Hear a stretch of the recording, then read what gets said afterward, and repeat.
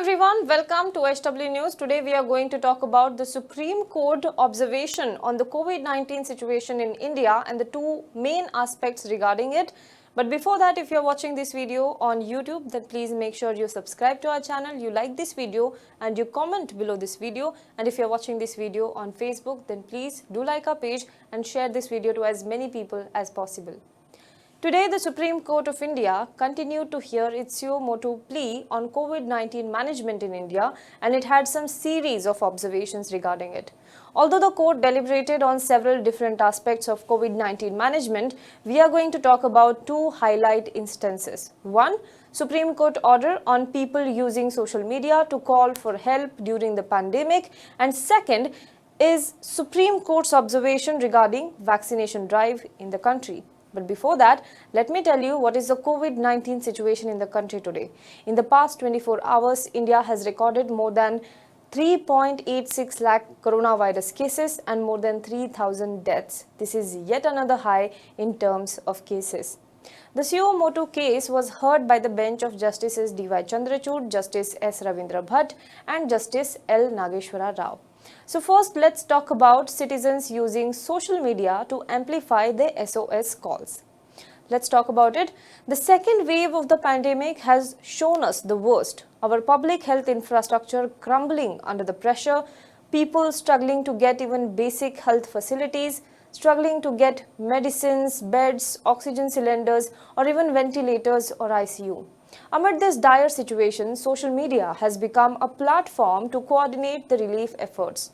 Several youngsters, volunteer groups are using social media, Facebook, WhatsApp, Twitter to direct the people in need to the resources. There are calls for bed, oxygen being made on social media. However, in the last few days, there were reports that some volunteer groups are facing intimidation. Some reports said that they were receiving calls from people claiming to be from Delhi police who asked them to take down their websites and not share any contact number or resources. On the other hand, UP virtually announced a crackdown on anyone who indulges in rumor mongering. Uttar Pradesh government recently announced its decision to prosecute people under National Security Act for allegedly raising false alarm on social media.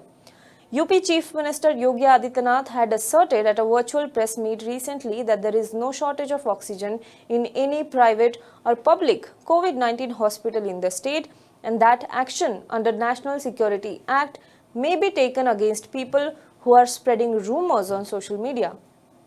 Now, Yogi Adityanath also issued instructions to high-ranked police officials to keep a watch on people spreading rumors and duly investigate all such incidents to see if the scarcity was reported just to create fear. Recently, the Amethi police in UP booked a boy under various provisions of IPC for spreading false information. The accused had in fact issued an appeal on Twitter for leads for oxygen availability to save the life of his grandfather, who was critical. Now let's talk about what was the Supreme Court reaction to this. Supreme Court bench took a strong objection to any kind of intimidation of citizens using social media to amplify messages seeking help. There should not be any coercive action against any citizen for putting out an SOS call on social media seeking medical help for COVID. This is what the Supreme Court said. The court strictly said that contempt action will be taken against police officials who clamp down on citizens who ventilate their grievances with respect to COVID in public platforms. Justice D.Y. Chandrachud observed, and I quote, "If citizens communicate their grievances on social media and internet, then it cannot be said that it is wrong information."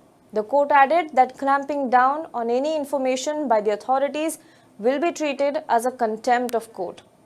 It further said, "Let a strong message go to all the states and DGP of the states." Now recently, the Punjab and Haryana High Court also remarked that the social media is doing a good job in reaching out to people in urgent medical needs.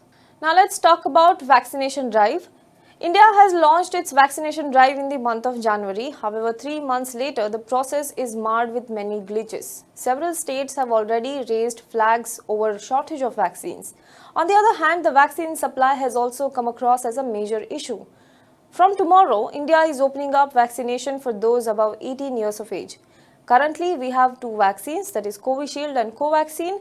The Covishield is priced at 300 rupees for states, down from 400 rupees, and for private hospital it is priced at 600 rupees, whereas Covaxin is priced at 400 rupees, down from 600 rupees earlier, and for private hospital it is priced at 1200 rupees. Now let's talk about what was the Supreme Court observation on this. The Supreme Court today clearly disapproved of the central government's COVID-19 vaccine pricing and procurement policy, remarking that vaccines which states have to procure are overpriced.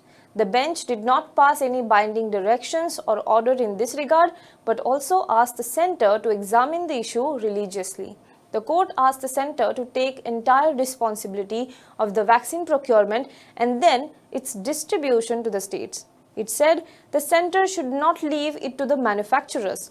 The court further said that current vaccine policy means leaving it to the vaccine manufacturers to decide which state gets how much vaccine. The Supreme Court also reminded the centre that it is equity over public goods in the times of pandemic. The bench further pointed out why the model of the National Immunization Program is being used for this.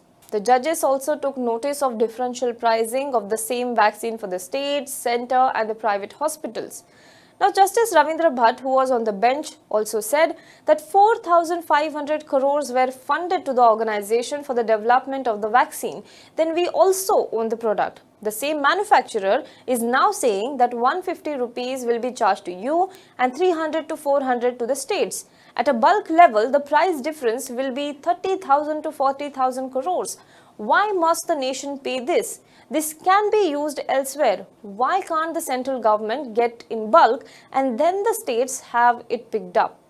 Now, the court further said that the pricing issue is extraordinarily serious. It further said that today the centre is saying 50% free of charge for people above the age of 45 and the frontline workers.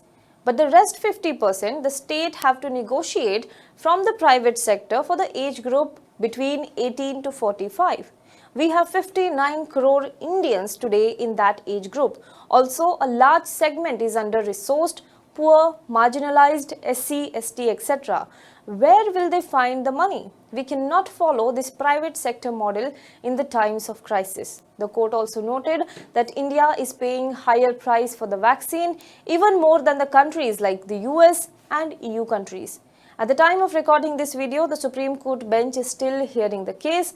We will update you on additional important observations made by the Supreme Court. Till then, stay tuned to HW News. Do let us know what you think about this in the comment box below as well. Thank you so much.